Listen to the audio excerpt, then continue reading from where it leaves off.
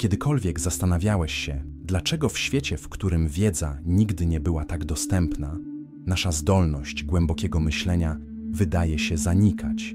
Czy zadałeś sobie pytanie, czy te chwile, które uważasz za zwykły relaks, oglądając polskie programy telewizyjne lub przeglądając media społecznościowe, w rzeczywistości fundamentalnie zmieniają sposób, w jaki przetwarzasz świat? Być może nadszedł czas, aby dokładniej przyjrzeć się tej relacji, którą rozwinęliśmy z cyfrową rozrywką i dostrzec nie tylko to, jak wpływa ona na nas w momencie konsumpcji, ale jak po cichu przekształca to, kim jesteśmy na głębszym poziomie. Pozostań ze mną do końca tej refleksyjnej podróży, a odkryjesz, jak rozpoznać oznaki, że nadmierna konsumpcja rozrywki przekształca Twój umysł i co najważniejsze, nauczysz się skutecznych strategii odzyskania autonomii intelektualnej, zanim będzie za późno. Zubożenie intelektualne i kulturowe, którego doświadczamy we współczesnym społeczeństwie, jest nieodłącznie związane z naszym rosnącym uzależnieniem od natychmiastowej i powierzchownej rozrywki. Ten temat został znakomicie zbadany przez Neila Postmana w jego fundamentalnym dziele Zabawić się na śmierć, opublikowanym pierwotnie w 1985 roku.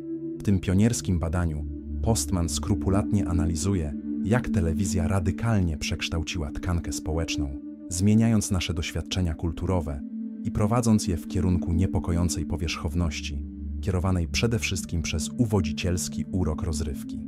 Autor rozwija przekonującą tezę o tym, jak fundamentalne wymiary życia społecznego, w tym sfera polityczna, instytucje religijne, systemy edukacyjne, wydarzenia sportowe, a nawet relacje handlowe, zostały stopniowo przekształcone w zwykłe rozszerzenia spektaklu medialnego.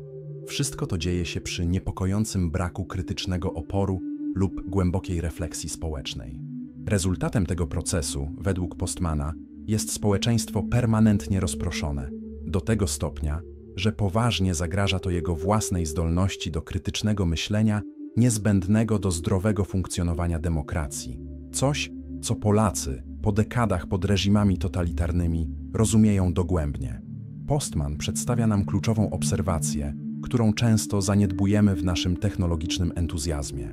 Żadna technologia nie jest neutralna. Każda innowacja technologiczna niesie ze sobą domyślny program transformacji społecznej, a naiwne przekonanie, że jej efekty są wyłącznie korzystne, stanowi potencjalnie niebezpieczny błąd dla naszej zbiorowej autonomii. W Polsce, która doświadczyła zarówno obietnic, jak i zagrożeń związanych z technologią w swojej najnowszej historii, od wymuszonej industrializacji po rewolucję cyfrową, ta świadomość jest szczególnie istotna. Autor wyróżnia, z godną uwagi jasnością, jak telewizja fundamentalnie zrestrukturyzowała nasz sposób myślenia i interakcji z otaczającą rzeczywistością, głęboko modyfikując nasze postrzeganie świata i struktury poznawcze, za pomocą których go interpretujemy. Kiedy nie kwestionujemy krytycznie wielowymiarowych wpływów technologii, ryzykujemy, że staniemy się nieświadomi głębokich przemian kulturowych, które wywołuje ona w naszym otoczeniu społecznym. Lekcja, która szczególnie rezonuje w społeczeństwie takim jak polskie, które żyło pod systemami kontroli mediów w okresie komunistycznym i obecnie stoi w obliczu wyzwań zglobalizowanej ery cyfrowej. Nasze technologie komunikacyjne funkcjonują zasadniczo jako potężne metafory kulturowe, które nie tylko biernie odzwierciedlają, ale aktywnie budują i kształtują treść naszej kultury. Tak jak bursztyn z Morza Bałtyckiego, polski skarb narodowy doskonale zachowuje owady sprzed milionów lat. Nasza tradycja kulturowa zachowuje i przekazuje cenną wiedzę przez pokolenia. Jednak nowoczesna rozrywka cyfrowa rzadko posiada tę moc zachowywania i przekazywania trwałej mądrości. To tak, jakbyśmy zbierali piasek z plaży zamiast bursztynu. Obfity, ale ulotny i bez wewnętrznej wartości kulturowej. Dlatego prawdziwe zrozumienie społeczeństwa wymaga uważnej analizy jego dominujących środków komunikacji i wartości zawartych w jego strukturach technologicznych. W czasach, gdy Postman pisał swoje pionierskie dzieło, telewizja stanowiła niekwestionowane epicentrum tej dynamiki kulturowej, przyjmując centralną rolę w kontrolowaniu i kształtowaniu nowej ery kulturowej, która się zarysowywała. Postman zostawia nam cenne i ponadczasowe ostrzeżenie. To nie tylko konkretna treść, którą konsumujemy, określa, kim jesteśmy jako jednostki i społeczeństwo, ale fundamentalnie sposób, w jaki ta konsumpcja zachodzi i struktury poznawcze, które ona po cichu wzmacnia lub osłabia. Telewizja ustanowiła się jako zjawisko prawdziwie uniwersalne, przenikające granice geograficzne, różnorodne konteksty społeczno-ekonomiczne i bariery pokoleniowe. Nie ma wieku zbyt wczesnego, aby pozostać poza jej zasięgiem, ani sytuacji ekonomicznej tak skrajnej, by uniemożliwić jej obecność w najskromniejszych domach. Podobnie, nie ma stopnia erudycji czy wyrafinowania intelektualnego wystarczająco wysokiego, aby zapewnić całkowitą odporność na jej perswazyjny wpływ. W Polsce, od czasów, gdy dostępne były tylko kanały państwowe do obecnej obfitości opcji rozrywkowych, telewizja przekształciła się z narzędzia propagandy państwowej w nośnik wartości konsumpcyjnych, ale zawsze zachowując swoją siłę wpływu na zbiorową świadomość. Z tego powodu stała się nieuniknionym punktem zbieżności praktycznie wszystkiego, co kształtuje nasze zbiorowe rozumienie rzeczywistości. Każda kwestia o znaczeniu społecznym lub publicznym jest nieuchronnie filtrowana przez soczewki telewizji, co oznacza, że nasze postrzeganie świata zewnętrznego jest nieuchronnie uwarunkowane ramami, wartościami i ograniczeniami nieodłącznie związanymi z tym konkretnym medium. Tradycyjnie proces uczenia się był oparty na czytaniu książek i werbalnej wymianie idei, jak to miało miejsce w słynnych polskich salonach literackich XIX wieku i na tajnych uniwersytetach podczas okupacji nazistowskiej, gdzie wiedza była ceniona jako forma oporu kulturowego. Jednakże telewizja radykalnie zrewolucjonizowała ten paradygmat, przekształcając nabywanie wiedzy w doświadczenie głównie wizualne i często ukierunkowane na natychmiastową gratyfikację rozrywkową. Ta transformacja, choć niewątpliwie potężna w swoim zasięgu i wpływie, przyniosła ze sobą kluczowe ograniczenie, którego nie możemy ignorować. Telewizja rzadko zaprasza swoich widzów do ćwiczenia głębokiej i trwałej refleksji nad prezentowanymi treściami. W wyraźnym kontraście do czytania, które wymaga trwałej koncentracji i aktywnego wysiłku intelektualnego, akt oglądania telewizji umieszcza nas w stanie zasadniczo biernym i receptywnym. Czytanie, z drugiej strony, nieustannie rzuca nam wyzwanie bezpośredniej interakcji z tekstem, nawiązując mentalny dialog z przedstawionymi ideami. Jest to doświadczenie z natury samotne, które wymaga bezpośredniej konfrontacji z abstrakcyjnymi pojęciami, bez ułatwiającej pomocy obrazów czy elementów wizualnych, które upraszczają zrozumienie.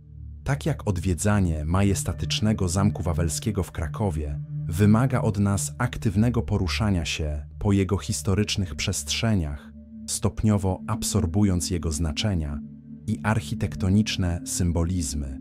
Czytanie jest, ze swojej natury, aktywnością, która wymaga powagi i racjonalności, zmuszając nas do zmierzenia się z językiem w jego najczystszej i najbardziej wymagającej formie, pozbawionej uwodzicielskich wizualnych ozdób, które charakteryzują doświadczenie telewizyjne. Neil Postman, reflektując nad tym fundamentalnym rozróżnieniem, przekonująco argumentuje, że inteligencja ludzka jest głęboko powiązana ze zdolnością abstrakcyjnego myślenia, manipulowania złożonymi pojęciami, bez polegania na konkretnych reprezentacjach wizualnych dla ich zrozumienia. W kulturach głęboko zakorzenionych w tradycji słowa pisanego, jak Polska, z jej bogatą historią literacką, która obejmuje takich luminarzy jak Adam Mickiewicz, Henryk Sienkiewicz i Wisława Szymborska, istnieje nawet wymowne powiedzenie, które stwierdza, że dla mniej inteligentnych trzeba rysować. Wyrażenie, które pokazuje, jak czytanie rzuca nam wyzwanie krytycznego myślenia i budowania wyrafinowanych struktur mentalnych bez upraszczającego wsparcia obrazów. Tak więc, podczas gdy telewizja niewątpliwie zdemokratyzowała dostęp do informacji dla szerokich warstw społeczeństwa, drastycznie uprościła ona również proces uczenia się, często kosztem głębokiego myślenia analitycznego i zdolności nawiązywania złożonych połączeń między różnymi domenami wiedzy. Tak jak granie skomplikowanych kompozycji Fryderyka Chopina, polskiej ikony kulturowej, wymaga poświęcenia, praktyki i aktywnego zaangażowania, tak prawdziwe zrozumienie intelektualne wymaga aktywnego uczestnictwa, a nie tylko biernej konsumpcji. W przeciwieństwie do słuchania nagrania, gra na fortepianie reprezentuje głębokie zaangażowanie jednostki w dzieło. Podobnie czytanie ze swoim wewnętrznym wymogiem skoncentrowanej introspekcji i trwałego skupienia umysłowego Zapewnia nam niezastąpione narzędzia poznawcze do poruszania się przez abstrakcyjne pojęcia i rozwijania prawdziwie głębokiego i niuansowego zrozumienia świata, który nas otacza. To właśnie ta delikatna równowaga między rozrywką a wysiłkiem intelektualnym definiuje fundamentalne ścieżki, przez które decydujemy się budować naszą wiedzę i nasz światopogląd. We współczesnym krajobrazie, zdominowanym przez proliferację obrazów i stałych bodźców wizualnych, informacje docierają do nas w sposób coraz bardziej przyspieszony, fragmentaryczny i często pozbawiony kontekstualnej głębi. Jak pierwotne puszcze Białowieży są zastępowane przez prostsze i mniej zróżnicowane monokultury, tak nasz krajobraz mentalny jest upraszczany przez nadmierną konsumpcję powierzchownej rozrywki. Ten wzorzec konsumpcji informacyjnej nakłada znaczące ograniczenia na naszą zdolność krytycznej refleksji nad treściami, które codziennie absorbujemy. Myśliciel Neil Postman rozwija przenikliwy argument, obserwując, że prawdziwe zaangażowanie w słowo pisane wykracza poza prosty mechaniczny akt czytania.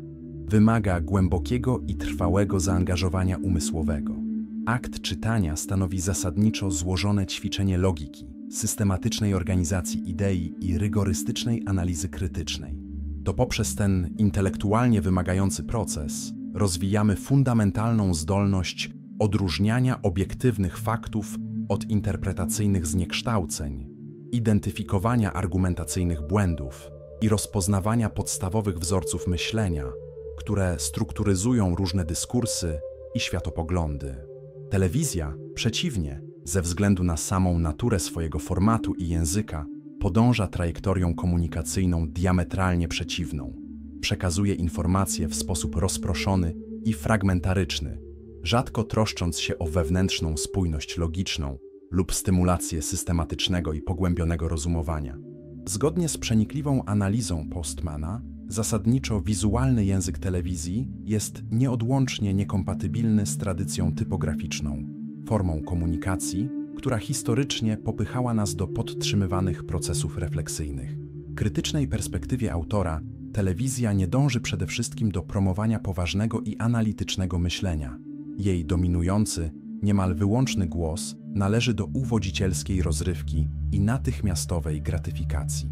Ta strukturalna cecha medium telewizyjnego nieuchronnie przekształca wszystko, czego dotyka, w konsumpcyjne spektakle, rozcieńczając złożoność nieodłącznie związaną z omawianymi tematami i znacząco utrudniając pogłębione zrozumienie gęstszych i bardziej treściwych kwestii dla kulturowego i intelektualnego rozwoju społeczeństwa.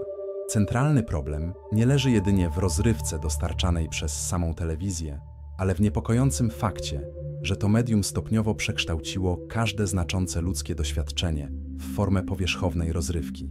To tak, jakby bogaty polski teatr tradycyjny, z jego głębokimi tradycjami artystycznymi i dramaturgicznymi sięgającymi stuleci, został zastąpiony przez komercyjne produkcje, które przedkładają efekty specjalne nad głębię narracyjną i egzystencjalną refleksję. To dominujące podejście komunikacyjne nieuchronnie redukuje wieloaspektowe i niuansowe tematy do łatwo konsumowanych formatów, jednak często opróżnionych z intelektualnej substancji i analitycznej głębi. Najpoważniejszą konsekwencją tego procesu jest stopniowa erozja naszej zbiorowej zdolności do niezależnego myślenia krytycznego i do merytorycznego zrozumienia prawdziwie poważnych i istotnych spraw dla naszej wspólnej przyszłości. Kończąc tę refleksję nad tym, jak ciągła rozrywka wpływa na nasze zdolności intelektualne, musimy uznać, że żyjemy w erze, gdzie nieustanne poszukiwanie stymulacji i natychmiastowej gratyfikacji dominuje nad kontemplacją i myśleniem krytycznym. Tak jak Polska, która podczas okupacji utrzymała swoją kulturę przy życiu poprzez intelektualny opór, tak i my musimy opierać się okupacji naszych umysłów przez powierzchowną rozrywkę. Prawdopodobnie doświadczamy właśnie tego rodzaju dystopii, którą Aldous Huxley przewidział, gdzie nie jesteśmy uciskani przez brak informacji, ale przez przeciążenie nieistotnymi treściami. Prawdziwe niebezpieczeństwo być może nie polega tylko na tym, że śmiejemy się zamiast myśleć, ale że stopniowo tracimy świadomość tego, że przestaliśmy głęboko myśleć. Współczesne technologie cyfrowe wykładniczo wzmocniły to, co rozpoczęła telewizja, tworząc środowisko, w którym rozrywka jest wszechobecna i praktycznie nieunikniona. Zaproszenie, które pozostawiam, to zaproszenie do uczciwej refleksji. Czy jesteśmy gotowi uznać rzeczywisty koszt, jaki nasza relacja z ciągłą rozrywką ma dla naszych zdolności intelektualnych? Jeśli dotarłeś do tego punktu refleksji, pozwól mi powiedzieć coś ważnego. Wykazujesz rzadką zdolność we współczesnym świecie. Podobnie jak uczeni z ikonicznej Biblioteki Ossolineum we Wrocławiu, jednej z najstarszych i najbardziej szanowanych instytucji kulturalnych w Polsce, którzy poświęcają godziny na badania i głęboką wiedzę, wybrałeś poświęcenie czasu i uwagi, aby zastanowić się nad fundamentalnym zagadnieniem.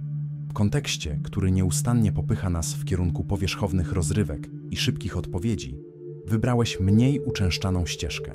To nie jest tylko tekst, który pasywnie skonsumowałeś, ale wewnętrzny dialog, który nawiązałeś, kwestionując swoją własną relację z technologiami, które kształtują Twoje postrzeganie świata.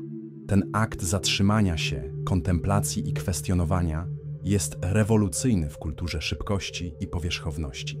Tak jak manuskrypty zachowane w Bibliotece Ossolineum zawierają mądrość gromadzoną przez stulecia, tak każdy z nas nosi unikalne potencjały refleksji i kreatywności, które zasługują na głębokie zbadanie. Docierając tutaj, wykazałeś gotowość do odzyskania swojej intelektualnej autonomii pośród oceanu rozpraszaczy zaprojektowanych, aby uchwycić i zatrzymać Twoją uwagę. Ta podróż samopoznania i krytycznej refleksji, którą rozpoczęliśmy razem, jest tylko początkiem głębszej transformacji, gdzie odzyskujemy nie tylko naszą zdolność myślenia samodzielnie, ale także inspirowania innych do tego samego. Pamiętaj zawsze, że wielkie transformacje kulturowe, takie jak te, których Polska była świadkiem w swojej bogatej historii, zaczynają się od jednostek, które odmawiają biernego akceptowania statusu quo, preferując kwestionowanie, refleksję i budzenie świadomości wokół siebie.